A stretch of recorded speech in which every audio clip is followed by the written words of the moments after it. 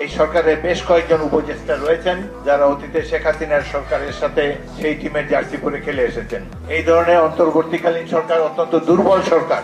বাংলাদেশকে শেখ হাসিনা ভারতে বসে আনস্টেবল করতে চান, দেশ বিশৃঙ্খল পরিস্থিতি হোক এটা তিনি চান।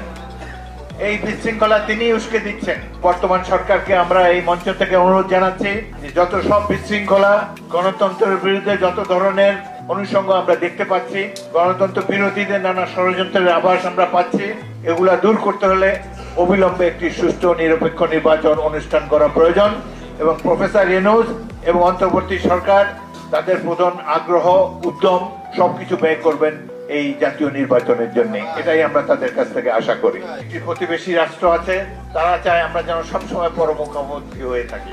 বাংলাদেশে গণতন্ত্র বিকশিত হোক এটা তারা চায় না। যে কারণেই ফ্যাসিস্ট সরকারের পলায়নের পর থেকে নানা ধরনের